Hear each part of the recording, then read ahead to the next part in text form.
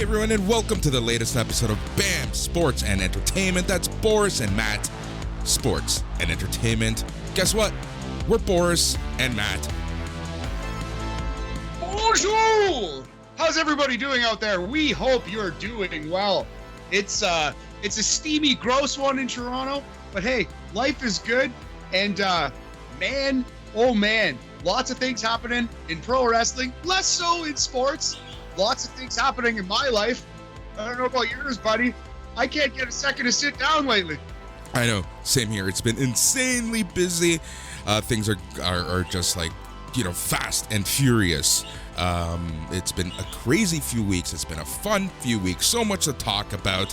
And yeah, there's not so much sports happening because we are in the dog days of summer. But, fall is around the corner. And that fall is probably the best time for sports because the NHL is starting, the NBA is starting, the NFL is starting, baseball is going into its playoffs. It's a beautiful time for sports. Absolutely, yeah. Some people would say the spring is the best, but I'm with you there, buddy. I'm more of a fall man. I like the MLB World Series coinciding with the hope that is springing eternal in the fall for baseball. Yep. For basketball, for hockey, and for football. Man, the Dolphins this year, ooh. Raptors are in a little bit of a rebuild, but boy, Scotty Barnes, man, he looks like a real one too. He really does. All right, we're going to be talking about all that stuff. So we're going to be talking Blue Jays, CFL, AEW, NFL preseason, and then for our wrestling half, we're going to be talking about 3 shows. Obviously, we're going to be talking about Ring of Honor because I cover Ring of Honor every week for Slam Wrestling. We're going to be talking about AAA Triplemania 36 that happened on August the 14th, 2021. And then we're going to be talking about another show that happened at the same time as AAA from August the 14th, New Japan Pro Wrestling Resurgence, which was live from the Coliseum in Los Angeles, California, USA, planet Earth. Yes, from the Torch, not the pro wrestling Yes. Torch, the smaller building next to the. They didn't go to the Coliseum; it's 100,000 seats. But good for New Japan for coming stateside and putting on a pretty dang good show. Yeah, man, how you doing, homie? Man, I am doing fantastic. It's been a crazy few weeks. Dog days of summer, man. School is starting. School is around the corner. In-person classes are starting up again. So a lot of stuff is going on. My brother is getting ready for the big move out west. So I'm trying to spend some quality time with that family. And more importantly, my little nephews. Gotta get the uncle nephew time in while I can. But man, it's been super fun.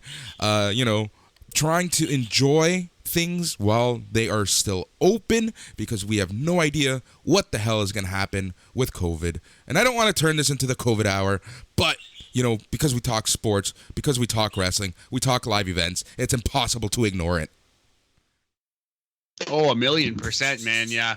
And Canada's doing decently. And it's a state by state case. It looks like in the US, right? Yeah. Where it's really, they're being hit harder than some places, not to paint with a broad strokes brush here, but it seems like kind of the North is doing a little bit better than the South. If you just kind of look at a map.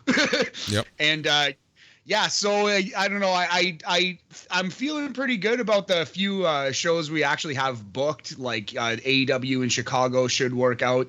I even think getting to the World Series, Major League Baseball should be fine. But it's right around that September, October mark of the calendar where it's going to start getting very worrisome, Boris. Yep, so let's talk about it. Let's talk about the elephant in the room. Yesterday, Maple Leaf Sports and Entertainment announced that starting mid-September, any MLSE venue, to get into any MLSE venue, you're going to need to have either proof of vaccination or a current negative COVID test result.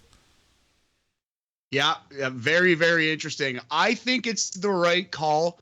I'll show a vaccination card to get into a Jays game. I have no problem with that, but I'm going to be vaccinated anyway. I still actually only have 1 dose. I have my appointment is still for September. I could get that, but I should just walk into a pharmacy when I have 3 days off and just get one, get my second dose, get it over with at this point. But anyway, I have no problem with that personally. But I'm just trying to be accepting of people at this point. As much as like the vaccine can really hurt, like not taking the vaccine can really hurt people on a wide level. I don't know. I don't want to sit here and come down on anyone who doesn't have it. Yeah. But I do understand why MLSE would make that rule, and I don't disagree at all. See, Matt, here's the important part of the entire message. If you read the full PR message, I'm not going to read it line by line, but like I said in the headline, you either have to be fully vaccinated or show a negative COVID test, I believe within 72 hours of said event. Now, yes, it sucks that, you're being mandated to do something, but there are places in the U.S. that are going the extreme, and it's like you're either vaccinated or you're not getting in. So, I'm okay with this middle ground. I'm okay with those who choose not to be vaccinated having to show a negative test. And that's something that is happening all across Ontario, all across Canada. Porter Airlines even announced today the education system, the medical system here in Ontario, you are either vaccinated or you have to go through testing to show you don't have COVID. Yeah, and to me, nothing wrong with that. Nothing wrong with that. I don't know. I think it's, I don't know. This is a whole different debate, but is it really impeding on your freedoms? Whose freedoms is it impeding on anyways, man. Yeah. Let's just not really go too deep into that ditch, but to say, hey, nothing is promised. Nothing is promised. Even the AEW shows in Illinois coming up very shortly. Well, those aren't even promised. Yesterday, there is now a mask mandate in Ohio taking place. So, there's already a mask mandate in Nevada, Las Vegas to be exact, for SummerSlam this weekend. So it's going to be very interesting to see the crowd and seeing people masked. Mind you, we'll see what happens. I don't know. I can make a joke about how shitty and not interested I am in SummerSlam, but you know what's crazy is the one match that I cared the most about on SummerSlam was the rematch of Bianca and Sasha, because the first match was awesome. It was in my top 20 matches of the year, top 25 maybe. It's perhaps even bumped a little lower than that. But Boris, as I'm sure the listeners now know, because this is just breaking basically as we're recording this, Bianca and Sasha appear to both be cleared. Yep. So it looks like that SummerSlam match is going to be on. So that's great. That's literally the thing I care most about on the SummerSlam card. Yep, exactly. Same here, honestly. Like, that match I think is going to be great. Here's the thing about WWE. How many times, especially during the pandemic, were we knock in their pay-per-views, were we knock in their weekly TV? It's brutal. Yeah, but once the actual pay-per-views happened, it was like, oh, that wasn't too bad. That was actually quite entertaining. I have a feeling that that's how it's going to be with SummerSlam, and I have a huge feeling that we are going to get one of the best takeover shows possible. Yeah, let's not talk too much wrestling before we get into wrestling talk, but just in a broad strokes WWE thing. Like, the big problem with WWE is their storytelling and their like promos are absolute dog shit right now. But the in-ring wrestlers are still really good. So the pay-per-views are mostly just the wrestlers wrestling in the ring. And that's why the pay-per-views are significantly better than the TV shows, because the TV shows are mostly based on telling their terrible dog shit stories. Yep. Well, talking about terrible dog shit stories, Jacksonville Jaguars have cut Tim Tebow. That actually big pop out of me, buddy. That was hilarious. Oh man, you know what's funny? The team seems pretty upset. It seems like he was actually popular in the locker room, but You know what? It's a business, and he sucked at football, so get him out. Yep. Exactly. I think also if he had made the team, if they were going to build this comeback story, there was going to be a lot of negative PR because there's a quarterback still sitting on the sidelines because of other reasons, right? That's a really good point. Although they would have switched his position. Like, he was playing fullback, tight end, hybrid. He wasn't really playing quarterback at all. He wasn't brought in to even sniff it. But you're 100% right. And it's true. It remains ridiculous that Colin Kaepernick hasn't gotten a shot since, 2012? Yep. Ugh, disgusting. Dude, remains ridiculous. Greatest move that Tony Khan has made this week, and this is the week that CM Punk might show up on AEW on Friday. So thank you, Tony Khan. Thank you, Shah Khan. Speaking of what we were talking about earlier in terms of COVID, NFL, they are like really being strict on COVID guidelines with their teams, so much so that teams are really urging players to get the shots. Atlanta Falcons have become the first NFL team to be 100% vaccinated against COVID. Good for them, honestly, man. That's crazy. That's going to go a long way, I think, in the community. I think that's going to go a long way for, like, the fan base. Maybe not, like, every fan, but if it's even one fan who goes, like, you know what, if it's good enough for them, it's good enough for me, then that's great, man. That's a great example to set, in my opinion. And it's a business, and you just need the people who work to be there. You need the workforce to actually be present at the job. Exactly. So, here's the thing. I love the fact people are probably questioning, why do we care so much about sports and how COVID is being treated in sports? Because sports is such a huge institution of our lives. We have to remember something. Do you remember back in March of 2020 when people, when cruise ships were being docked, no one can leave, people were being quarantined, the world was essentially shutting down around them, but no one really took it serious until what happened, Matt? Until the NBA shut down, Boris. Yep. Exactly. So we have to remember, I was actually listening to this awesome NPR. No, it was CNBC. It was CNBC radio show, and they were talking about, the vaccine and, the holdup, and then they were specifically talking about sports. Anyways, the big takeaway was that, sports, because it's such an institution, there's so many eyes on it, and because there's billions of dollars on the line, they look to sports as a way of not only testing things. So remember, before the sports was hit with COVID, there was no mass testing. Mass testing started because of sports and the bubbles. So, because of all the money in sports in general, a lot of eyes and a lot of medical professionals look to sports to test things out. That's a really good point. Yeah, in a lot of ways, because they're out there, because so much money is at stake, they become the guinea pigs in a lot of ways for these things. You know what I mean? For lack of a better term. And it is amazing to see how far we've come. Honestly, it really is. I think there's a lot of negatives over the last 18 months, but really the optimistic perspective is, man, it's amazing how much we have come together as a nation, how we have, as a world, as a planet, how we have made a vaccine and largely distributed it to a lot of people.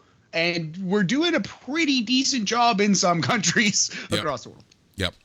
All right, so that's enough COVID talk. Let's talk about some fun sports stuff. Let's talk about the MLB. Before we get to the local sports, did you watch the Field of Dreams game last Thursday? That was something, man. First of all, amazing baseball game. That's exactly what they needed. They needed to put a good product on the field. Thank God they got a good game. But what a stunning bit of visuals. You know something, Boris? I've never seen that movie. I still absolutely loved that game. I could have done without. I wish I could have done without Kevin Costner. No. Take that back, you son of a bitch. Well, I've never seen the movie, and he's an old rambling man at this point. So you're an old rambling man. I am an old rambling man. Yes. Hold on. Wait a minute. Go on. The next time that we hang out, we are watching Field of Dreams together. Okay, it's a deal. I'm in. I'll do it. You have to watch it. Yeah, man. I thought it was beautiful. I love a field trip, as Brian Alvarez says when he's talking about wrestling.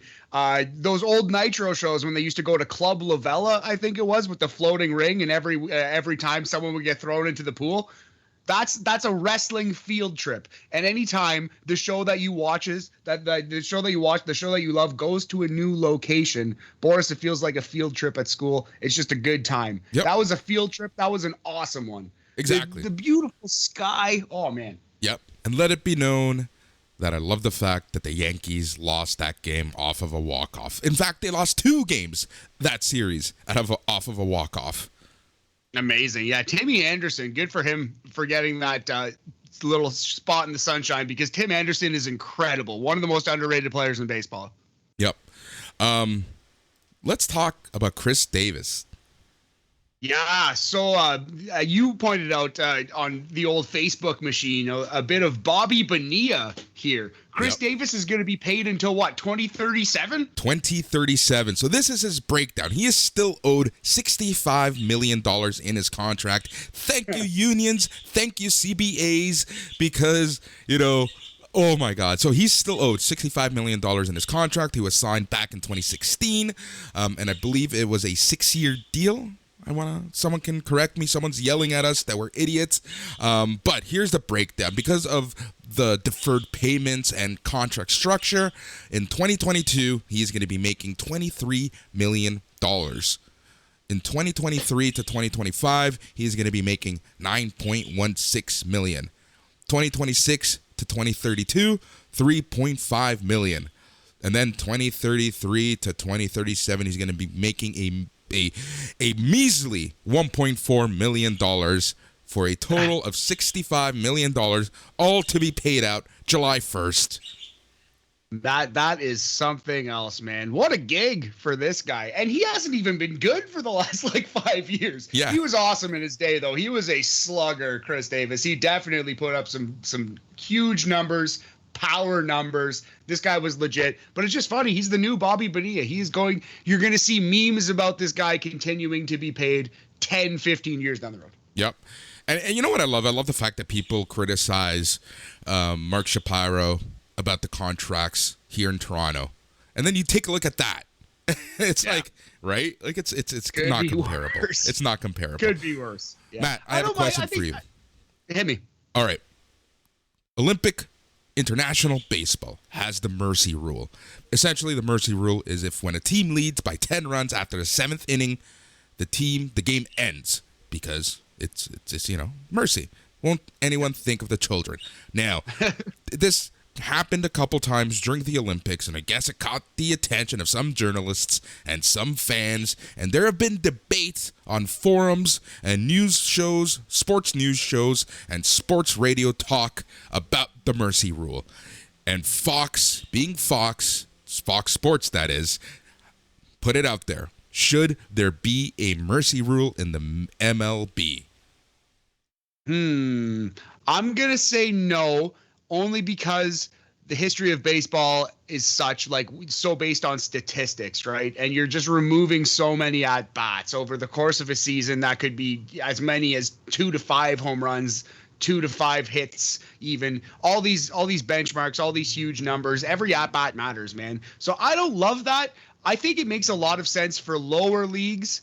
I think every minor league could probably stand to do that. But I think that would screw up too many records. They're already playing with fire on that front. Yeah, like people who don't like baseball, like my older roommate, he likes baseball, but he really doesn't like baseball.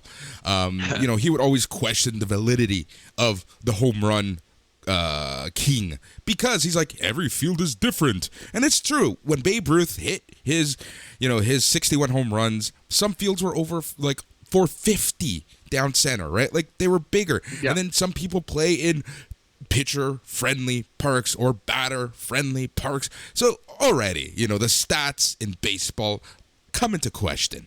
But I believe with the mercy rule, it would just completely blow everything out of the water. Also, TV. How would you price advertisements from the 7th to the 9th inning where typically today they are more expensive, but because the game might not even go that far, how do you price those? Yeah, they'd have to be even more expensive, maybe, or less expensive because it's not a guarantee that your ads is going to be on. That's an excellent point, but I was just going to say the 5th and the 6th inning become the new 7th, 8th, 9th, right? Yes. Anyway, yeah. Or tickets. What if you bought a game and it's the one game? Let's say you were still living in the Great White North and it's the one game that you were able to get down to Toronto for, and the game ended in the 7th inning because the Blue Jays suck.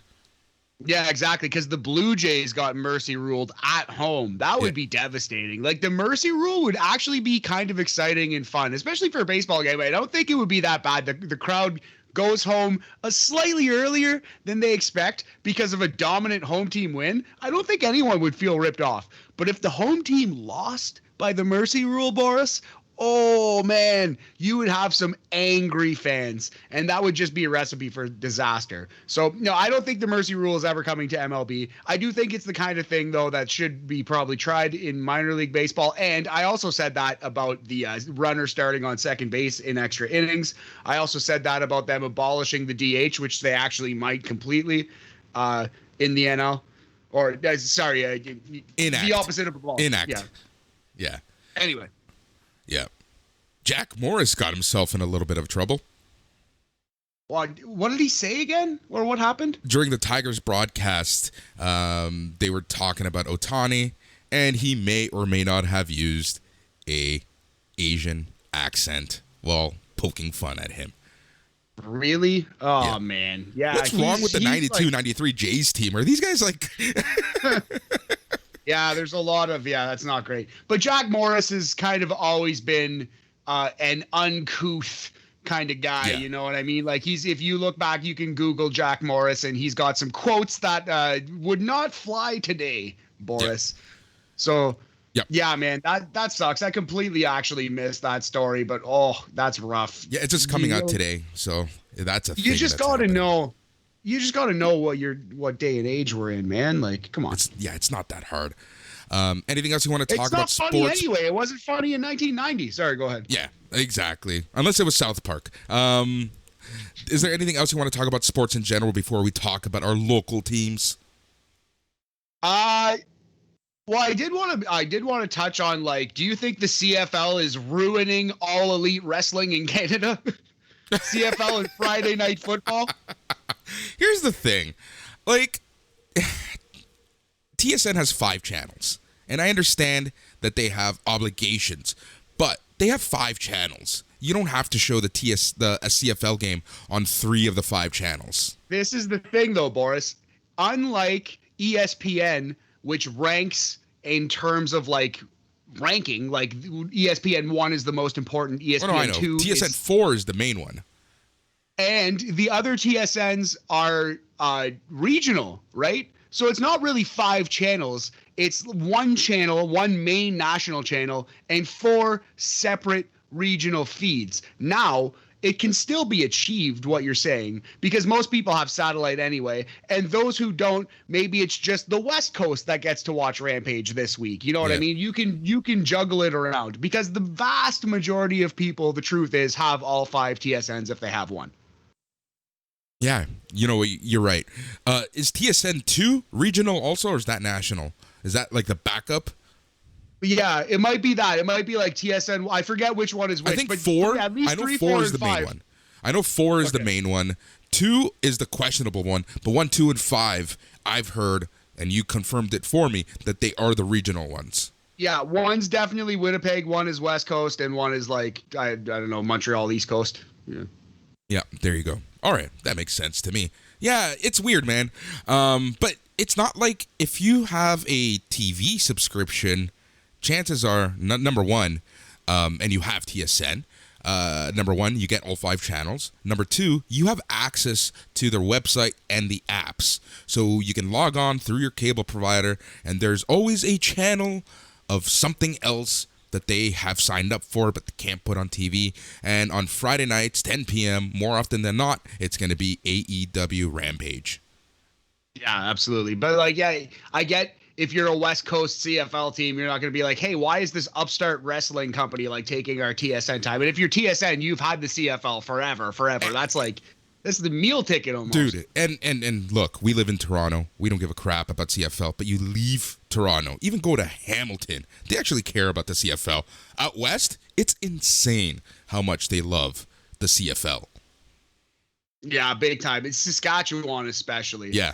They are crazy for their Rough Riders out there. Yep. Oh, yeah, Jack Morris was actually suspended, man. Oh, wow. Yep. I didn't realize he was suspended indefinitely. Yep. Just waiting for Eckersley to say something dumb. Oh my God, yeah. I'm sure, yeah, dude. I'm sure. So that's just, it's the perks of Canadian TV, man. Wrestling is not respected up here in Canada. Like, I remember as a child during 96, 97, Raw might be on at midnight. That was the first showing ever. then it might be on Tuesdays at 4 p.m. Nitro might be on Wednesdays at 4 p.m. It was such a crapshoot on when you can watch wrestling up here, and it seems to be a continuing tradition because even NXT, the amount of times that NXT gets put on the back burner by Rogers Sportsnet, it's countless. And then you're gonna wonder why NXT isn't doing well, right? Like it's kind of funny. No, 1,000,000%. Yeah, no, NXT doesn't have a chance in Canada. I mean, also, the picture-in-picture thing is pretty egregious as well. That's a separate thing, though. At least TSN actually shows the picture-in-picture with AEW. I think, the picture-in-picture thing doesn't bother me so much. I think it bothers you and I because we cover it and we need to talk about it. That's true. Yeah, I guess it's a small thing, but it is just kind of annoying to hear them say, "Oh, don't you turn away because you're going to see more in this commercial," and then you don't. Yeah. It's kind of just like, maybe I should turn away. Yeah, I get it. But yeah, wrestling. Long story short, wrestling has never been respected up here to that extent. I remember when ECW. Do you know what channel ECW used to be on? We're talking about WWECW, not actual ECW. I have no idea. Was it the Space Network? Global. Oh, it was actually Global, eh? No way. Yeah. That's interesting. Yep. I don't think I ever caught it live. I would have had I known that because I definitely had Global my whole life, but it wasn't on the Canadian equivalent of Sci-Fi Space Network. Eh? No. And on top of it all, it was aired like Friday at midnight. Oh, weird. Perhaps that's why I never once heard about it. Exactly. So that's, and it's funny because like our American counterparts are always like, man, you guys have wrestling on sports channels. Do you guys think it's real? Yeah. The answer to that is yes. Yes, we do. Yep. All right, man. Let's talk about some Raptors, Jays, Leafs, whatever you want to talk about. What's on your mind? Yeah, well, let's start with Jays. It sucked that they got rocked by Washington last night. I think they're losing to Washington as we speak right now, too, so that's not good. But it looks like Rafael Dolis has been sent down. We called up, I believe it was Kevin Smith. That's probably good. Rafael Dolis gets rocked all the time. I'm not sure he's a major league pitcher, unfortunately. But yeah, I don't know. The Jays were looking hot until this little hiccup. They were looking hot until George Springer hit the wall so hard on Saturday, and now he has a grade 1 knee sprain. At least it's grade 1. Yeah, it could be worse. It could be grade 2. Could be grade 3. My God, don't even say it. Yeah, exactly. Perish the thought, Boris. But yeah, it just sucks. Like it was the summer of Springer, and now it's, I can see him being gone. If he takes too long, just shut him down at this point, in my opinion. In my opinion, the season's pretty much done. Like, we're losing games against teams that we should be beating. We have one of the easiest second halves of the season, and we are just shitting the bed. It just sucks because if you look at next month, it's not as easy as this August is. This was the time. This was the time. So normally I would say, it's too early to pack it in. They're 4 games back of the wild card, or 5, right? They're not that far away. It's halfway through August. But man, this is the stretch that they need to make up ground, because if they don't do it here, they're probably not going to do it next month. So I agree with you. They have to do it now. It hasn't been the summer of Springer. It's been like the fortnight of Springer, buddy. He's been only around for like 2 weeks. He was hurt the whole first half too. You're right. You're right 100%. Yeah, the fortnight of Springer. Fucking guy. Whatever. What are your thoughts on our manager, Charlie Montoyo? I think he's the worst manager in Major League Baseball, and the Jays will probably not even make the playoffs until we fire him. I like him as a person. He's seems like an all right dude. Dude, here's the thing. I agree 100% with you. I think he's a great person, but being a great person doesn't win you World Series unless you are the Dodgers manager. Anyways, because I think my 2 teams, Dodgers and Jays, have the 2 worst managers in all of Major League Baseball. Oof. I don't mind. Well, I guess I can hear that argument. I think you might be underestimating Roberts maybe a little bit. Maybe. Oh, that's a rant for another day. Montoyo, I think we can both agree Montoyo is the worst. The worst manager in baseball. Yeah, here's the thing, though, that I'm a little, and they are losing 3-1 right now. Here's the thing that I am worried about. Vladdy, Bo, I think that if they like Montoya a lot, they might have more pull and say than we think. Well, it could get him another year or two, but he's not going to be around forever. I agree with that, and that'll probably get him another year or two. Well, maybe that's why he's here right now. It's kind of like my theory about Biggio, right? Like, I think that we should trade Biggio. I thought we should have traded Biggio at the trade deadline, but I have a feeling that his brothers in arms are keeping him on the team. It might be, man. It might actually. That's as good a theory as any. But you know what? We don't. If Santiago keeps looking this good, he's playing really well. We kind of don't need Biggio anymore. Santiago, that's what I'm saying. That's what I'm saying. We'll see. Yeah. Masai Ujiri had a press conference earlier today, basically just having fun talking to the media for the first time since he was re-signed, and it's really the first in-person media call that he's had since last March, which is absolutely crazy to even think about. But yeah, he was just talking about kind of the process he went through to get re-signed. He talked about working with Tannenbaum and how long the process was, and he essentially said in the back of his mind he knew that this is where he wanted to be. He loves the city. He loves what the city brings. He loves the attention that the fans give, and he just wanted to focus on the season as best as possible. The two major takeaways. Number one was Laurie. He basically called him the best Raptor that's ever been, the best there was, the best there is. And number two, he essentially talked about the rebuild, and I 100% agree with this point, and that is, if the Raptors don't play in Toronto, we're effed. I don't think people realize how hard it is for these players to not play in your home. Oh, absolutely, man. That 1,000,000% agree with that. That's huge. And like the crowd is a humongous factor as well. Like, don't get it twisted. A bigger factor is people sleeping in their own beds, obviously, like playing in their home gym, working out with the equipment they're used to, like that whole thing. But the crowd matters too, especially because Toronto has one of the best home field advantages in all of sports. Like the Toronto Raptors crowd is insane. Yeah, we have great facilities as well. Like we have the gym in Scotiabank. We have the OVO training facility, by the lake there, the Drake gym, basically. The Drake by the lake. Drake by the lake, exactly. So they have great facilities that they can go to and use and whatnot. Going back to the home field advantage and the home crowd. Look at the Jays. Look at the run that they went on when they got back home. Yeah, 1,000,000%. Yeah, absolutely. After playing in the throes of Buffalo, New York, yeah, they actually did go on a hot run and kind of teased us all, thinking they were maybe a little better than they were. Perhaps Jays still need some pitching, man. They still need an ace and a couple arms in the bullpen. Yep.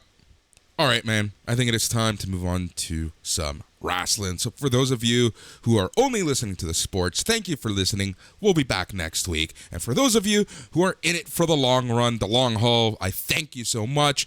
And now we're going to be talking about 3 shows. We're going to be talking about Ring of Honor, NJPW Resurgence, and AAA Triplemania. So we're going to start off with some Ring of Honor. And this show is actually pretty quick.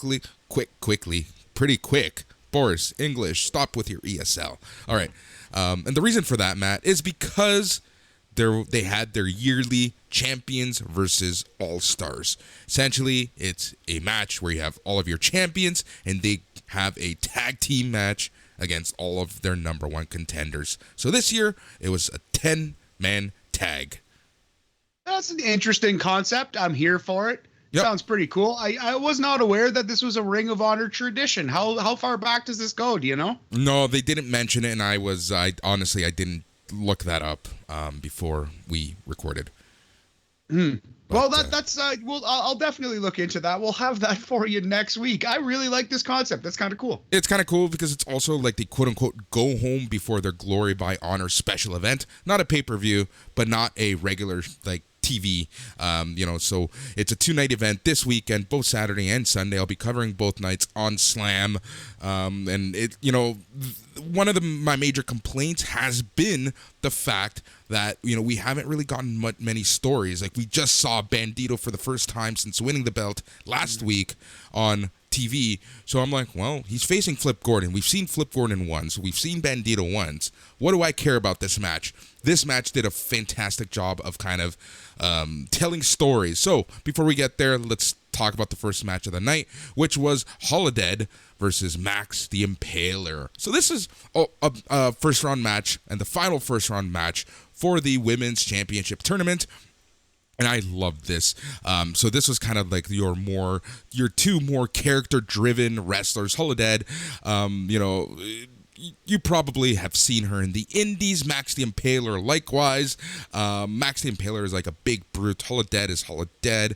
And I absolutely, I love it. So, very good match. And I gotta say, like, Holodead is more of the veteran of the two, but Max the Impaler just dominated the entire match. No matter what Holodead tried to do, Max the Impaler just had a answer for it, and it was great. So essentially, Max the Impaler won with a move that she calls to the wastelands, which is essentially a rack attack like maneuver. So Max the Impaler won at 9 minutes 18 seconds. I would give this match 3 handshakes out of 5. Nice. Yeah, it was a fun match. Nice. Great storytelling, fantastic storytelling, pretty good in-ring, and it was just a lot of fun. Nice. Yeah, Holodead, a veteran wrestler, has been doing it for a while. Max the Impaler has only been wrestling since 2018. Yep. So that's pretty impressive. Good for her. And yeah, she definitely, huge tattooed girl. Like, seems like she's got a future in this here wrestling business if she sticks it out. Yeah. One thing I loved. So they did the video packages to introduce both women before the match, and Holodead had one of the best lines, best quotes that I can think of. She compared herself and called herself the Rodney Dangerfield of wrestling because she doesn't get any respect. I like it. I'm for it. Yeah. Oh, exactly. Rodney. I know. I love him. All right. So then we got a video promo from Matt Taven. Man, he's so boring. I just do not like this man. Has he ever had an exciting moment in his career? God bless him, Matt Taven. Honestly, I can't even think of one. I can't even think of a Matt Taven moment I liked. Even watching him live with Mike Kanellis when they were the Kingdom, it's just like, no, like, it was always boring. He always went for cheap heat, and it just never worked out. What a stable. Matt Taven and Mike Kanellis. Yep. So essentially, they were hyping up the match between himself, Taven, and Vincent, and it's going to be a steel cage match at Glory by Honor this weekend. So then, let's talk about the main event. There were only 2 matches on this card, and it was the champions, Bandito, Dragon Lee, Jonathan Gresham, Homicide, Chris Dickinson, versus the All-Stars, which consisted of EC3, the Briscoes, Flip Gordon, and Josh Woods. So Code of Honor was adhered to. First 2 competitors in the ring were Jonathan Gresham and Josh Woods. And then, essentially, every champion or champions had their moment with their number 1 contender. It was really a lot of fun. So there was a lot of back and forth storytelling, and it was just really well done match. At the end of the match, I gotta say that they really did a fantastic job of putting over Flip Gordon. Flip Gordon won with a Paul Orndorff approved pile driver to Homicide. He won at 13 minutes and 29 seconds for the All-Stars. Nice. So Flip Gordon pinned Homicide. Correcto. Awesome. Dope with a pile driver. I like it. 13 minutes. That seems like it was pretty. Would you say it's worth seeking out? Yes. Especially if you've got it saved on the DVR. Yep, it's still there. I would honestly watch this if you do plan to watch Glory by Honor, and I would give this match 3 handshakes out of 5. Nice. Yep. Very good. Good storytelling. All right, let's quickly talk about Glory by Honor. We're going to be covering this next week. So it's a 2-night event, August 20th, 21st, from Philadelphia, Pennsylvania. So night 1, Ray Orris versus Silas Young, Briscoes versus The Righteous, Brian Johnson versus EC3, Rhett Titus and Jonathan Gresham for the RoH Pure Championship, Violence Unlimited versus La Facción Ingobernable, and then Flip Gordon versus Bandito for the RoH Championship. Night 2 is the Briscoes versus Demonic Flamita and Flip Gordon. Incoherence versus Shane Taylor Promotions for the RoH Trios Championship. Dude, This is a match I'm looking forward to. Danhausen versus Dalton Castle. Oh, wow. A comedy classic in the making. Yep. Boris, I just put in a pro wrestling tease order. I got Eddie Guerrero is my favorite wrestler shirt, of course. I got like the mystery 2-pack of shirts. I actually drew a pretty good 2-pack. It's a Kenny Omega shirt and a Dr. Britt Baker shirt, which I'm wearing right now. In Love fact, it. TMD. That's what I thought you were wearing.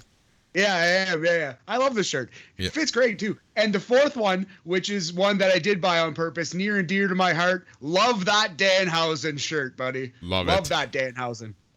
Love it. All right. Also on the card, Elise and Roxy versus Chelsea Green and Willow. Violence Unlimited versus The Foundation. Bandito and Ray Oris versus Dragon Lee and Rush. And then the main event is Matt Taven versus Vincent in a steel cage match, which is the match I'm least looking forward to all weekend. Yeah, definitely. Give me 4 Danhausen versus Dalton Castles before one of those. Yep. All right, so that was RoH TV. Again, a lot of fun. Glory by Honor this weekend. I'll be covering it for Slam. We'll be talking about it next Wednesday. All right, let's talk about some New Japan Pro Wrestling Resurgence. Awesome. We're going to do Resurgence first. I'm into it. Let's do it. Yep, so this... Go ahead. I was going to say, live from the Torch in Los Angeles, California, right outside the Coliseum. Boris, what did you think of the look of this show? What did you think of the feel of it? We were talking earlier about different settings for wrestling, and I was waiting for this point in the show to talk about this, and I just always I love wrestling arenas, wrestling locales, wrestling locations that look different. I loved Nitro from the Mall of America. I loved Nitro, and not the look, not the shows. Loved the Nitro when they were in Panama City, Florida. You know, unfortunately, the last episode took place there, but that's a story for another day. I just love the different look and feels of the setting that they're in. The Arthur Ashe Stadium for AEW, really looking forward to that. Just a different, unique setting, right? Like I love it. Even Hog Wild or Road Wild, whatever they called it in WCW, yeah. I loved it. Not the shows. They were usually some of the worst shows in history, but the look was cool. So I loved the look of this here show. Yeah, 100% agree with you, man. And actually, I think, not to touch on AEW here again, but I think that's something that Rampage needs. Rampage needs a separate set. It needs a look that sets it apart from Dynamite. Right now, it just looks like Dynamite. Yeah, agreed. All right, so let's get to this. August 14th, 2021, Los Angeles, California, at the Torch at LA Coliseum. It was on Fight TV and New Japan World. The commentators for the night were Kevin Kelly, Alex Kozlov, and Matt Raywold, also known as Aiden English. What did you think of the commentary? Let's talk about the commentary before we get to the show. All right, so you're going to have to give the thoughts on the commentary because, Boris, I watched this on New Japan World, and it only had the Japanese commentary up. So I did not catch the English commentary on Fight. Right, so it was pretty good. I got to say, I like Aiden English. He tells a good story. He has the background. He's kind of like the Excalibur of the team, where he really understands the product and the wrestlers and the history, as does Kevin Kelly. But you know, he's more on the color side of the commentary side. Alex Kozlov is okay, and Kevin Kelly is Kevin Kelly, right? Like it's if you've watched one New Japan show, you know how good or bad he can be. Yeah, I think he's hit and miss, Kevin Kelly. People really like him, so hey, more power to them. I read that the former Aiden English did not do a good job. It was people on the internet saying that he was terrible, but people on the internet hate everything. So yeah, exactly. I liked him. All right, so first match of the night was Carl Fredericks versus Alex Coughlin. This match was okay. It was pretty short. Carl Fredericks beat Alex Coughlin. It was okay. It was meh. I quite liked it, but you know, it was hard hitting, but it was your straightforward New Japan opener between two, as they say, young lions. So I believe Carl Fredericks wins in 10 minutes and 47 seconds with his finishing move, which is the Manifest Destiny, which is an elevated DDT like Gangrel used to use, or Edge. An impaler DDT, yeah. You know, and that's exactly it. It was your typical New Japan opener with young lions And these are people who you would typically see on New Japan Strong. All right, match number 2, Fred Rosser, Rocky Romero, and Wheeler Yuta versus TJP, Clark Connors, and Ren Narita. Yeah, just before we go too further, I would give that first match, we're going to go 3 Young Lions out of 5 for a 60% New Japan percentage on that one. Yep. All right. Fred Rosser, Rocky Romero, and Wheeler Yuta versus TJP, Clark Connors, and Ren Narita. Yeah, again, pretty straightforward match. This is a kind of a basic 6-man. It's pretty standard second match, multi-man tag on a New Japan card. You've seen this 100 times if you've seen it once. But, I thought Fred Rosser is pretty good. I also, God bless him, I liked TJP in this match. All 6 guys did well. Wheeler Yuta, obviously, is a young star in the making. This is pretty good. Yep. Connors put Romero down with a chokeslam. TJP hit him with the Mamba Splash. TJP won for his team. So your winners were Yuta, TJP, Clark Connors, and Ren Narita. So how would you rate this match? Yeah, I think pretty standard, pretty straightforward match. We're going Mendoza line. It's 2.5 Coliseums out of 5 for a 50% Los Angeles percentage. Yep. All right. We got a video package which recapped the G1 Supercard at MSG. The interesting part about this package that it stated the relationship between New Japan, RoH, CMLL, and now AEW and Impact Wrestling. And it closed with a thank you to the fans in the U.S. for all of their support during the pandemic. Yeah, I thought that was pretty nice. Very well done. Classy. Yep. All right, match number 3, Leo Rush, Chris Dickinson, and Fred Yehai, and Yuya Uemura, Adrian Quest versus Tom Lawler, J.R. Kratos, Jarrell Nelson, Royce Isaacs, and Danny Limelight in a 10-man tag. Yeah, 10-man tag team match. Brody King, originally Your supposed to be wrestler? in this match. I'm softening on him, much like Jordan Devlin. He's growing on me the more I watch him. But yeah, he was replaced in this match by Adrian Quest, who got the piss beaten out of him as the low man on the totem pole. Yep. Yes, he did. I like this match, to be honest. There was, for lack of a better term, no pun intended, this match had nonstop action. If this was fun. And again, I would have to say your kind of typical New Japan 10-man match, but with your American flair, right? Like it was a multi-man match, but you had your spots. Everyone had their spot. Everyone was able to showcase something. And I liked this match at the end of the day.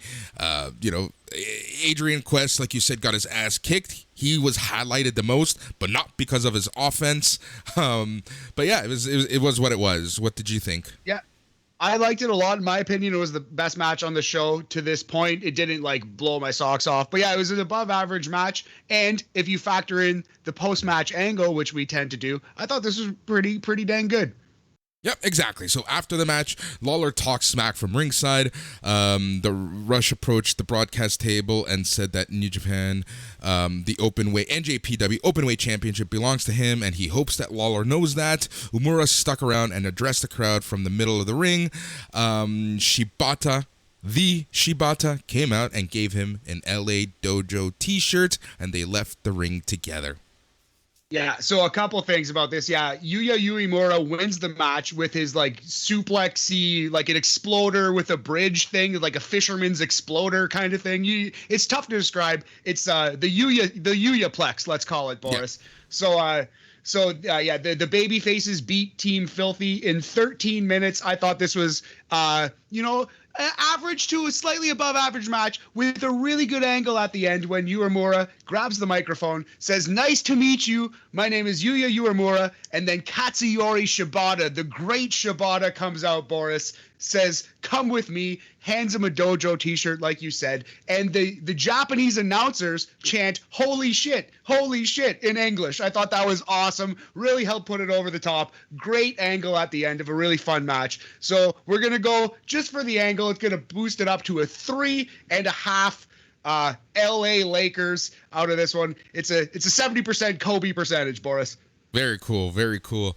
See, I like that touch about the Japanese announce team. So you got a different perspective than I did. All right, fourth match of the night was Juice Robinson versus Hikuleo. Yeah, not a lot to this one. It's pretty bad. Yeah, Hikuleo is still greener than grass. He needs to stick to being a big man. Yeah, he's like an in between. He's trying to do a lot of like smaller spots. He's trying to do like some he's trying to do some like pop-ups and some like, I don't know, he's trying to be more of a cruiserweight. He is a huge guy. He needs to put on some size and be a giant because he's not really. Look how much taller he was than Archer. Exactly, man. The thing is, if you can actually like pull off sick things, like if you can nail shooting star presses and moonsaults like Keith Lee, then by all means go for it. But if you just want to work fast, you know, if you just want to work like Dolph Ziggler, except you're 7 feet and you can't, then you're just kind of a bad wrestler. Of all of the wrestlers in the entire world that you could have picked to compare and say could have worked like Dolph Ziggler. Just in terms of rushing through everything. Yes, okay. I think it's a fair comparison. Okay. You're right. Okay, you're right in that sense. I get you. That's what I was thinking. All right, so Hikuleo went for his finisher. Robinson countered into a pin for the win. After the match, Hikuleo attacked Robinson and chokeslammed him. Again, it was what it was. Yeah, so Juice rolls up Hikuleo out of the Samoan driver, his finisher or whatever. Anyway, it was like it went about 9 minutes. Pretty bad match, but Juice worked hard. But yeah, Hikuleo is still green. I would say it was below average. We're gonna go 2 Los Angeles Kings out of 5. It's a 40% Gretzky percentage on this one. A video package hyped that New Japan Strong will be coming to Dallas-Fort Worth on September 25-26. Philadelphia at the 2300 Arena on October 16th, 17th, and Riverside, California on November 15th. That's actually pretty cool that they're going to the 2300 Arena. It was also announced that NJPW would return to San Jose, California with Jon Moxley, Jay White, Juice Robinson, Tomohiro Ishii, David Finlay, Leo Rush, and more with Battle in the Valley on November the 13th. Yeah, just to reiterate, in case anybody did not know, the 2300 Arena, formerly the ECW Arena, formerly a bingo hall. Yes, love it. All right, then it was the surprise match of the night, the surprise match of the evening. In terms of quality and excitement, Tomohiro Ishii versus Moose. Now, I don't dislike Moose. I actually, there are some charges in Moose's past that I wasn't aware of until very recently, like a couple days ago. I didn't know, so that's kind of shitty. Kind of derailed my my Moose hype a little bit. But I'll tell you this: you know who's an incredible wrestler? You know who's fucking amazing, and you have to watch every one of their matches. That's Tomohiro Ishii. Yep, one of the most, if not the most, underrated wrestler in the world. Oh, absolutely. For the last decade. Yeah. For years. Him and Goto, they get zero respect. Like, they're just overlooked constantly. But they always deliver. Ishii more so than Yes. Goto. But Goto is underlooked, and he is better than people give him credit for. But Tomohiro Ishii is Hall of Fame level wrestling talent. He's incredible. Yeah. Look, Matt, you've watched Moose matches in the past. You've seen Moose versus Kenny Omega. This was by far his best performance. Oh, yeah. And you know what? This is going to be another weird comparison, but I'll draw you in. You'll start questioning me, and then I'll draw you in. Boris, you know who Tomohiro Ishii is? You know who he reminds me a lot of? Who? Bret the Hitman Hart. Because he can get a great match out of anyone? He can get a great match out of anyone. He does his 5 or 6 things that he knows how to do. He puts them in the match exactly at the right points. He knows the 3 or 4 things that the other guy does best. He puts those in the match at the exact right spot.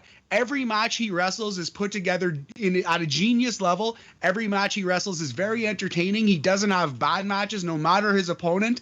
And he's like a cult. Not a cult favorite, but like the favorite of the true wrestling fan. If you actually watch wrestling and love wrestling, you kind of love this guy, you know? Yeah, no, dude, I 100%, I agree with you on that. Good comparison. Better than Dolph Ziggler. Thanks, buddy. So Ishii dropped Moose with a brainbuster and pinned him for the win. So Tomohiro Ishii defeated Moose. Again, Moose's best performance. I enjoyed this match a lot, and now that I think about it more, you are 100% right. Ishii was the one. Like, not that I didn't know this, but not to the extent of how you described it. Ishii just like really got the best out of Moose. Oh, just absolute genius level worker, wrestler. In the ring, Tomohiro Ishii is an artist. This guy is awesome, and he does it with clotheslines and suplexes and chops and elbows. And that's pretty much it. And that's all he needs. Ishii matches are a treat. I'm going as high as 4.25 Los Angeles Angels of Anaheim. It's an 85% Trout percentage. It's an A. It's the best match of Moose's career, in my opinion, and I haven't seen much out of Moose. So maybe that's wrong. Right. So, number one, never, ever consider the Los Angeles Angels of Anaheim part of LA. Never put them in the same sentence. That is one of my biggest pet peeves in sports. Do you know how far LA and Anaheim are? But they're the Los Angeles Angels bracket of Anaheim. I hate you. But it says so in their name. That's like, you know what this is like? The Toronto Rock playing in Hamilton.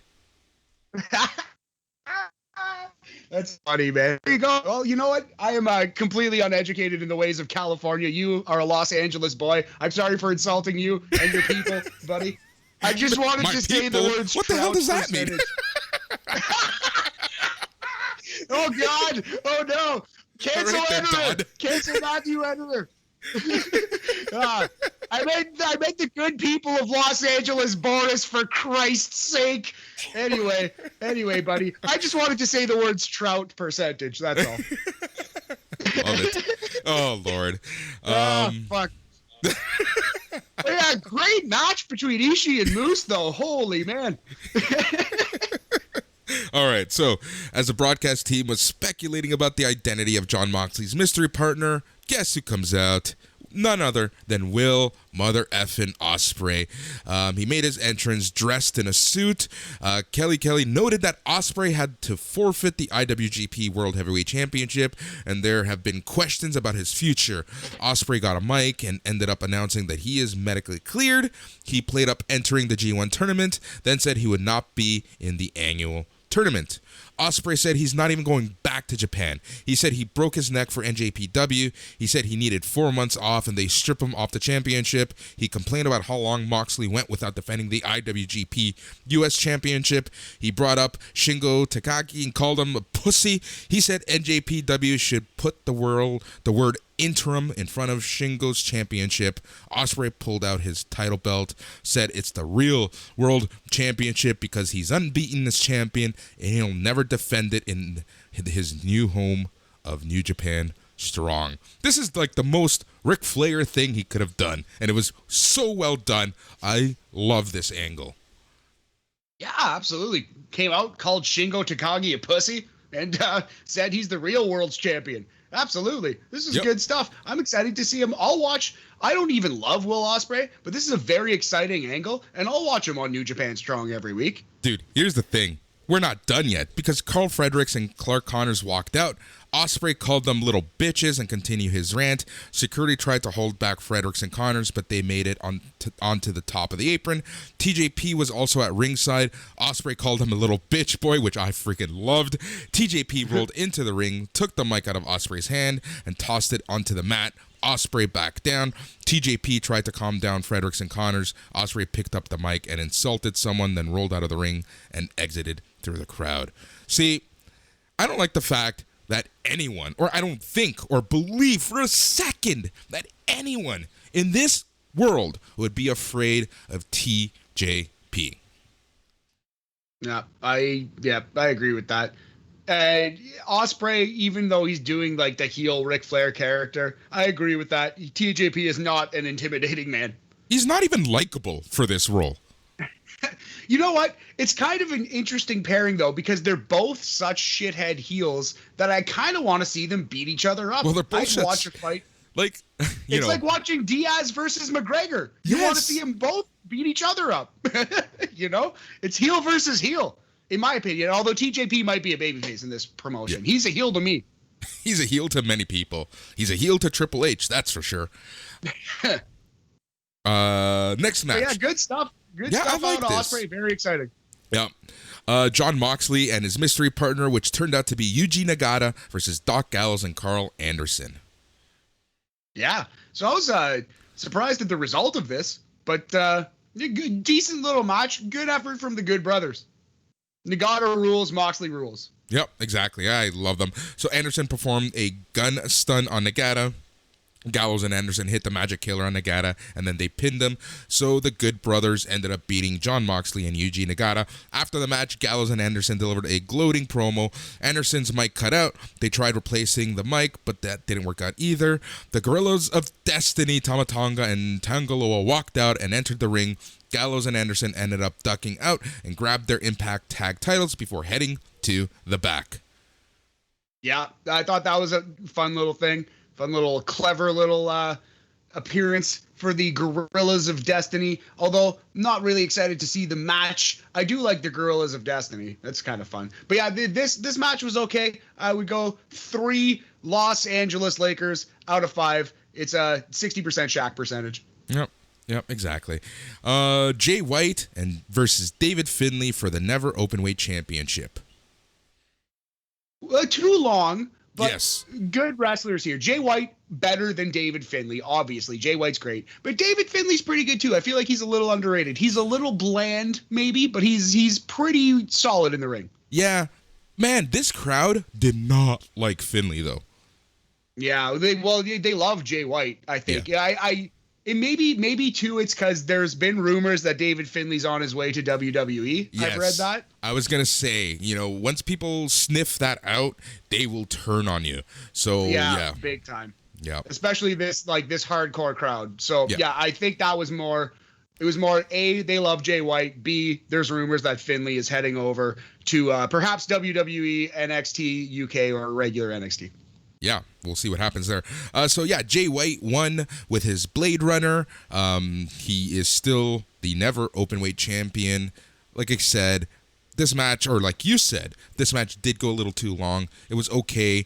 And, Jay White, man, he's improved so much. I liked babyface Jay White when he was here after his, when he was here with Ring of Honor before he went back and to New Japan. And I was so uncertain at the huge push that they were giving him. But I buy it now. Like, you know what? I was wrong. I was wrong. Jay White is the man.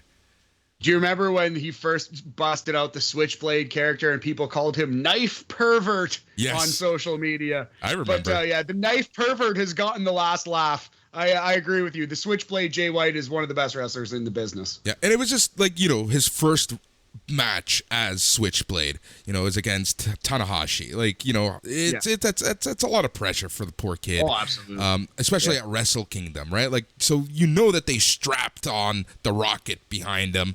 But I just for me, it was just too fast. Especially like a couple months earlier, he was still wearing his white trunks in RoH. Yeah, exactly. Yeah. So he's come a long way, buddy. He's come a long way. Yep. And then it was the main event of the night, Lance Archer versus Hiroshi Tanahashi for the IWGP US Championship. Dude, I was shocked by the result. Yeah, same. I did not expect that. Before we go too much further, just want to, if I didn't put a number on that one, I don't think I did. We're going to go 3.5 Los Angeles Dodgers out of 5, 70% Kirk Gibson percentage, and Tomohiro Ishii walked out and challenged Jay White after the match. We're going to get Ishii versus Jay White. Yes. I'll take that. Yep. Hook that to my veins. Okay, so Tanahashi versus Lance Archer. Buddy, this was a pretty good match too, though not the best match of the night. Pretty solid match, but man, what a shock. Yeah, I was shocked. I was absolutely shocked. And like, I've heard the rumor that Moxley is going to face Tanahashi at All Out, but I didn't think or speculate or even imagine the fact that match would have needed the IWGP US Championship, but it makes sense now.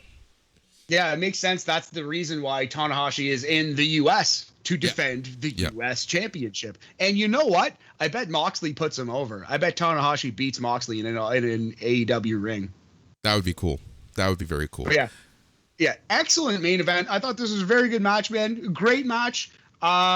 Second best match of the night by a pretty safe margin. Tanahashi isn't quite at the level he was at 2016, but you know what, man? This guy is still incredible. If I'm gonna sit here and tell people who listen to this podcast that I love Randy Orton, then I better put some respect on Tanahashi's name. You know what I mean? Like everything I love about Randy Orton, Tanahashi does, and more and more and more. So this guy is great. He is a treat to watch. I love Hiroshi Tanahashi. Yep. What I loved was a storytelling in this match, like the beating that Tanahashi took throughout the match. Though it is becoming a trope with Tanahashi. You know, he's the underdog. He's going to get his ass kicked, and he's going to somehow find his way to get the high fly flow, which is okay. But, you know, it was great storytelling overall. And I really like that because Lance Archer did deliver a beating to Tanahashi. So when Tanahashi did eventually win, the broadcast team, Kevin Kelly and Aiden English and Alex Kozlov, they really tried to do a huge, huge favor to really put over the fact that this was a huge upset, especially considering the ass kicking that Tanahashi took throughout the match. Yeah, exactly. You know it's a big upset when you get when you're listening to the Japanese commentary and you get to when they hit that 3 and all 3 announcers like roar in succession. It's one of my favorite things about watching Japanese wrestling. It's so satisfying and it adds to the shock value so much. And they had that roaring reaction to this one. Tanahashi, huge upset, great match, and a great end to this show. Yep. Man, like I said, overall, I really enjoyed this show. This was a fun little night. You know, the mix between the strong roster and the actual New Japan roster, the main roster, for lack of a better term, the non-US roster, I should say, not main roster. You know what I mean? Sorry. I liked it. I'm really enjoying these shows. I'm happy that New Japan is putting a lot of emphasis into the stateside shows. It's cool to see that in the fall we're going to get a bunch of more shows, and I'm interested to see who will be showing up from Japan. Yeah, I couldn't agree with you more, buddy. It's a very intriguing time, especially with Ospreay. Now we got Jay White versus Ishii coming on one of these shows maybe, and we have all these like Moxley coming to and fro, and all these AEW wrestlers coming to and fro. It's really exciting, man. Bryan Danielson. Ooh. CM Punk. Yeah. Could you imagine? Yeah. Jinx. Punk versus Tenzon. Finally. Oh man. That'd be insane. All right, so versus Kenta. Yeah, yes. The battle of the GTS. Yeah, baby. All right, so yeah, I'm giving, before we go too further, I'm giving that main event 4 Los Angeles Kings out of 5. It's an 80% Marty McSorley percentage, Boris. It's a great match. Oh, that's a name you should never mention to me again. He cost us 1993 Stanley Cup. Yeah, baby. Who? Yeah, some stupid weird Quebecer team.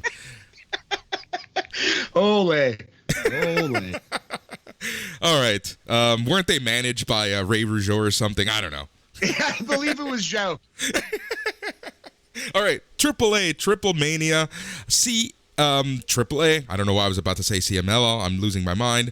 All right. Initial reactions. What did you think of this show?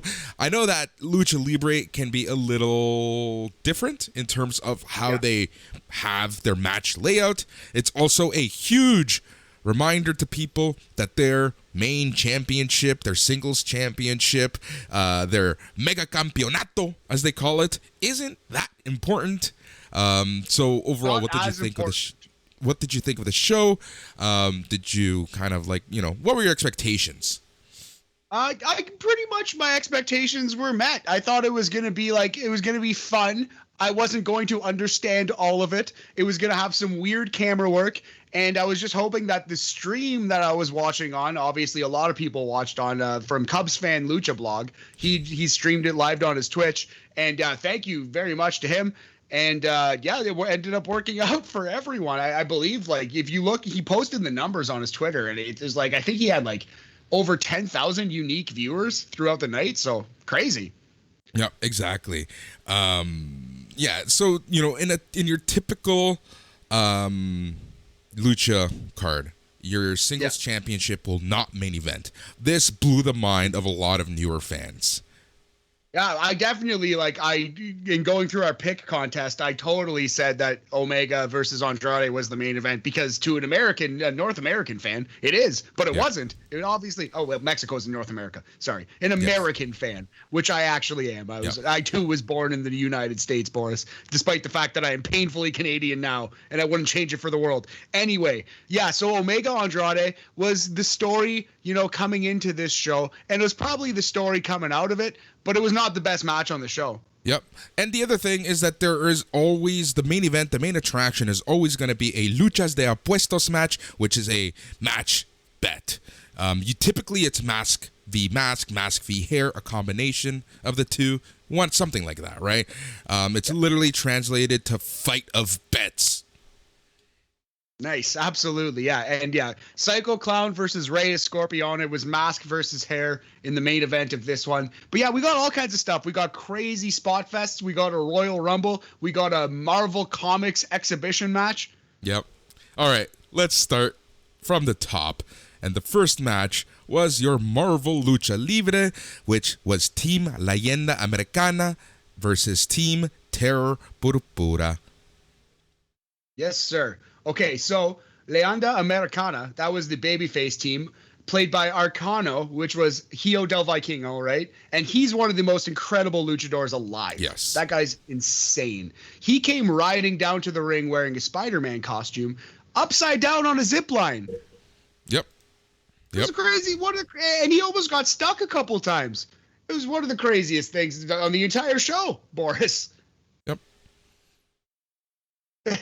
Just shaking that one off. But that kind of stuff happens far more than in Mexico than it does in the United States these days. Yeah, so this was do you want to run down a little more? No, you can kind of take over. Captain America was Octagon Jr. Who else was in this match? Venom was Black Taurus. Yep. Terror Purpura was, of course, Brian Cage. Yep. The Thanos character. Yeah, who is Thanos? Yep. Well, that's Terror Purpura.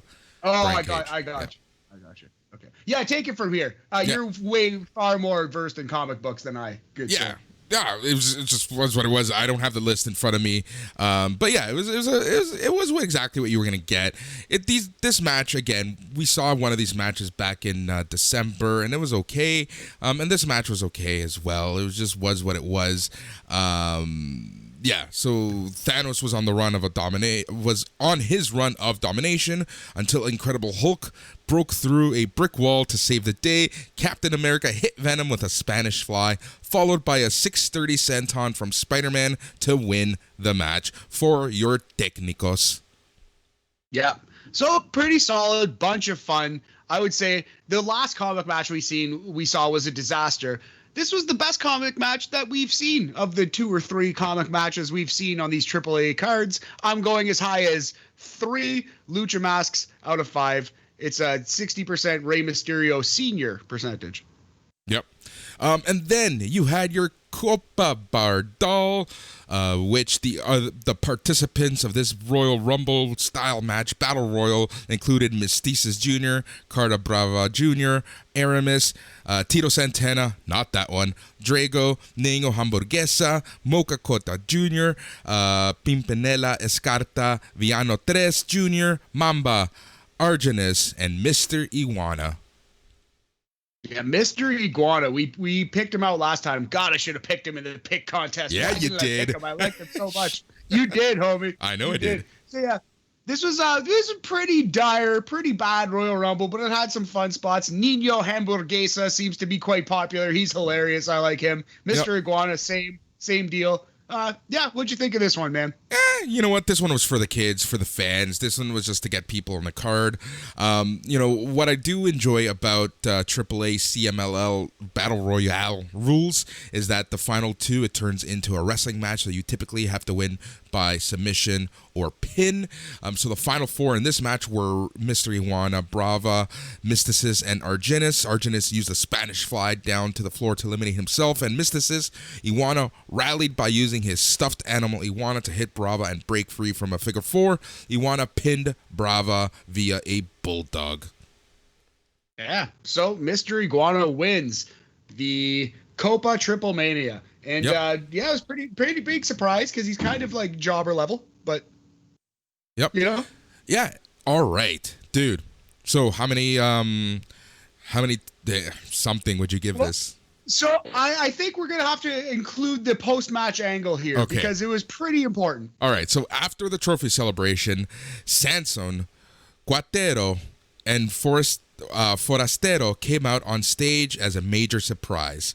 La Nueva Generación Dinamita were released by CMLL earlier that week. They exited CMLL as the World Trios champions. La Dinamita brutally put the boots to Iguana.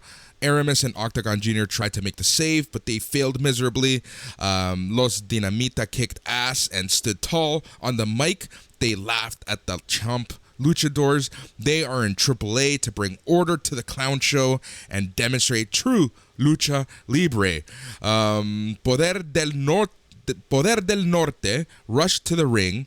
They wanted to fight. La Empresa Facción came in to support Los Dinamita and pummel Poder del Norte. La Empresa offered t-shirts to the newcomers who accepted the alliance. So this was really cool. This was really major. The fact that Poder del Norte, who seemed to be rudos for the most of the time, tried to make the save for AAA against these invading former CML wrestlers. It was kind of major.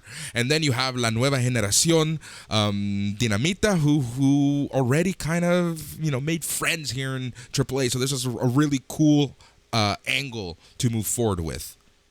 Yeah, absolutely. So yeah, good job of explaining that because a lot of that subtlety was lost on me until I read it later. But yeah, there was kind of like not just a heel turn, but like an invading faction came in, and there was kind of a babyface turn as well in this whole segment. So that was pretty big stuff here, and I'm very intrigued to see what's coming next. I'm sure they're going to have an amazing trios match. And I would say this was a terrible match that gets a full star bump from the awesome angle. So we're going to go 2 lucha masks out of 5 for a 40% psychosis percentage. Slight fail still. All right. Title v. title. Diana Purrazzo versus Fabi Apache.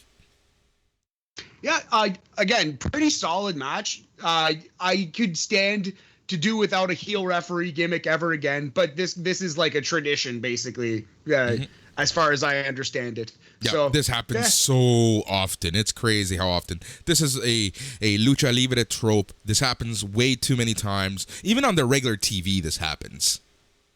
Yeah, there you go. And I think, Fabi Apache has a long-standing rivalry with this particular referee, correct? Yes. Hio del Tarantes? Yep. Yep. All right, so Purrazzo got a Venus de Milo double armbar for the victory. So your winner and double champion, Diana Purrazzo. So pretty good match. You can say it was standard lucha fare if you wanted to, but I'd say it was probably slightly a little better. So I'm going to go 3 lucha masks out of 5. It's a 60% El Santo percentage, Boris. Right. So I'm going to have to disagree with you. I'm going to have to give this one a 4 because typically speaking, women's matches are not good in Lucha Libre. Okay. So this one was like really, really good. Frankie Monet used to have amazing matches as well, but it was when you brought in the gringos, when you brought them in, that's when you would have good matches. But typically speaking, the women's division is in dire need for better matches. Not to say that the talent isn't there, but for some reason just something doesn't click. There's too much commotion. They overbook the matches, as you can see with this match. But this one was well done. There was just enough taquito sauce to make it really good. Awesome. Well, that's a good perspective, man. Thank you very much for adding that. It's good to know. All right. Next was for the AAA Tag Team Championship as the Lucha Brothers, Phoenix and Pentagon, went up against Hijo de Velquino and Laredo Kid and Taurus and Brian Cage in a 3 Way match. Dude, Yeah. this was my match of the night.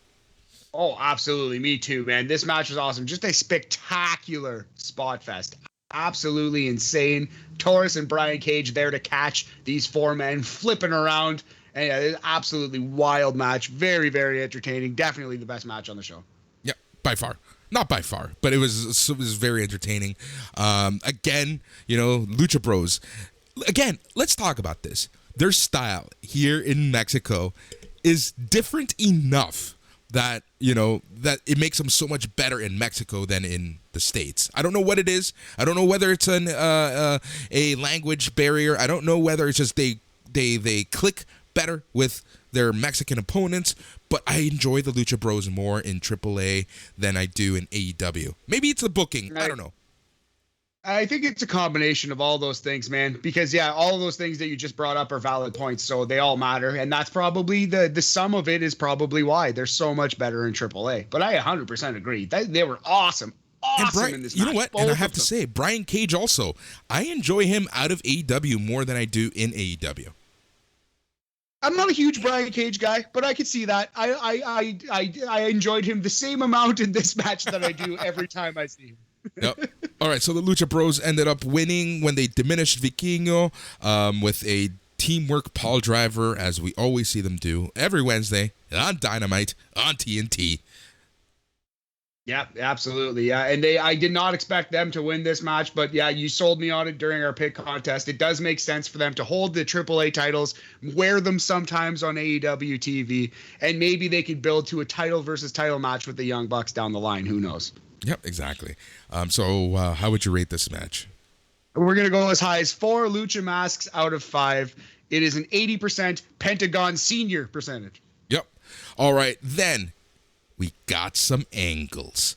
Conan approached Andrade about being in his corner for the title match against Kenny Omega. Andrade declined the offer. He has someone more important in mind, he says.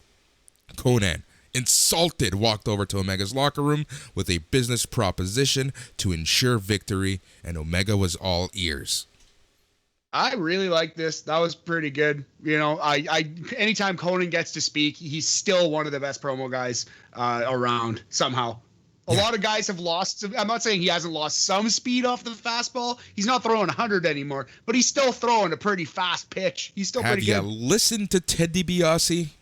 Oh boy, yeah, we have done that. Oh God. Yep. All right, Lucha de Empresa versus Team AAA. So you had Puma King, Sam Adonis, and DMT Azul represented La Empresa. Pagano, Murder Clown, and Chessman represented Team AAA. Yeah, I wish I would have known the full impact of the whole Invader thing coming into this show. But now I know. Now I'm a little more educated in the ways of AAA for next time. But yeah, definitely was clear after kind of seeing the first angle on the show that Puma King, Sam Adonis, and DMT Azul were going to win this match, and they didn't. Yes. So Puma pinned Chessman for the win. This was an okay match. This is your typical lucha multi-man match before you get to the big main events.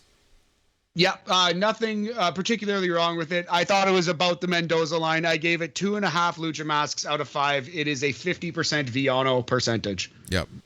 All right. The AAA Mega Campeonato match. Kenny Omega versus Andrade. In Kenny's corner was Conan, and in Andrade's corner was someone who I wouldn't even consider being on this show. And I don't know why I wouldn't even consider it, but it was none other than Ric effing Flair. Yeah, Ric Flair just living his best life no matter what at all times. Speaking of Ric Flair, do you see that he's trending on Twitter right now? Right now? Oh, right now. No, what for? Oh, he's alive. He's fine. Okay. He's living his best life. Yeah? I'm going to talk while you look this up. All right, talk about this match. Yep. So this match was awesome. This match was a lot of fun. Andrade's best match in years, probably since his match with Johnny Gargano. Kenny Omega, I don't know. It's just there's something about Kenny Omega outside of AEW that I really appreciate a lot more. This match went 25 minutes overall. I gotta say that like the crowd was also pretty much into it. After a referee bump, this allowed Ric Flair to get involved. Chops, punches, knocked to Omega. Andrade and Flair slapped on dual figure fours to Omega and Konnan. Once the referee was revived, Konnan created a distraction for Omega to clobber Andrade with the title belt. One winged angel. This did finish the job with the help of a fast count from the crooked referee, Hijo del Tirante. So your winner and still champion, Kenny Omega. Good wrestling match. Very, very good. So Boris, I consulted Twitter. So there's a picture floating around. Actually, an hour ago, Flair tweeted something to the effect of, that picture's not real. Here's the real one. Woo. And it's just a picture of him. But it kind of sure that's hilarious. That is just absolutely hilarious. I have no words. You know how I know it's fake? There is a picture. You know how I know it's a fake picture and it's not Ric Flair? He's not in a private jet. That's a really good point. It's not doing that commercial. It's like doing that on a freaking GO train. Oh lordy, yeah. So I'm gonna go 3.5 Lucha masks out of 5. It's a 70% La Sombra percentage on this one. Ric Flair, good heavens. God bless that man. Have you seen how ripped he looks? Yeah, absolutely. It's insane. It's insane. Yeah, he's out of it. Yeah, I don't know. There's a man who God bless him. All right, then Lucha de Apuestas match, Mask v. Hair, Psycho Clown versus Rey Escorpion. Yeah, so to me, something that hurt this match slightly was the outcome was never in doubt for 1 second. Psycho Clown just lost his father. He's not going to lose his mask. Like it was a tribute to the late Super Porky, the great Super Porky. And so that kind of hurt this match in my opinion. Having said that, it was still a bloody war. Very, very entertaining. Yeah. Two old men beating each other to death. Yeah. Oh, yeah. It was up there with Blue Demon and Dr. Wagner. Like that match was one of the bloodiest matches I've ever seen. This one was fun. That's why I love these matches. Two older guys just saying, F it. Let's throw down. Let's go fisticuffs and have fun with this. Absolutely. And yeah, that's exactly what they did. They went in there, they beat the crap out of each other, and they had some fun with it. It was a fun match. They did a good job of being entertaining while, again, never being in doubt for 1 second. Yep. So in Up and Over, Torito pinfall earned Psycho Clown the win. Escorpion received a haircut as the losing stipulation. Yeah. So, yeah, I thought this was a pretty good match. We're going to go as high as 3.5 Lucha Mask out of 5. It's a 70% Psycho Clown percentage, 70% Brazo de Plata percentage. Did they wear a mask? I don't know. Sorry. But anyway, I'm intrigued to see if Psycho Clown gets a title shot versus Kenny Omega. That seems to be the scuttlebutt, the talk. Yeah, which is kind of interesting because, like, yeah, I don't know. We'll see what ends up happening. I can honestly see someone like Laredo Kid getting a chance again. There's a lot of people who I can see Kenny Omega going up against. It really depends on what direction they want to go in. The next big match or the next big show is going to probably be like the November, December timeframe. So we'll see what goes on. Absolutely. So yeah, man, great show this week. I think we did a good job covering it in a pretty quick and concise way. Next week, I think we're going to have more time to talk about our lives and chill out a little bit. We're going to have a little retro look at SummerSlam 91, and we'll talk some sports and some things, you know? Exactly. So if you're coming from SNME Radio and the Patreon feed, thank you for listening. If you're coming from the B.A.M Sports Entertainment feed, obviously, thank you for listening. Regardless where you're coming from, we thank you for listening. If you're coming from SNME Radio, we have the Old Fucks All Elite Weekly coming to you on Friday. On Saturday, there will be not one, but 2 shows because the Old Fucks are back and they're going to be talking about all things Rampage, and it's a must-see, best in the world show, in my opinion. And then your Smack Daddies, the East Coast dads, are going to be talking about all things SmackDown. For now, you know, the All Elite Weekly will have 2 shows a week. So look at that, man. Every day, some days you're getting multiple shows. What a time to subscribe to the SNME Radio Patreon. Thank you very much for listening out there. Stay safe. Yeah, yeah, yeah.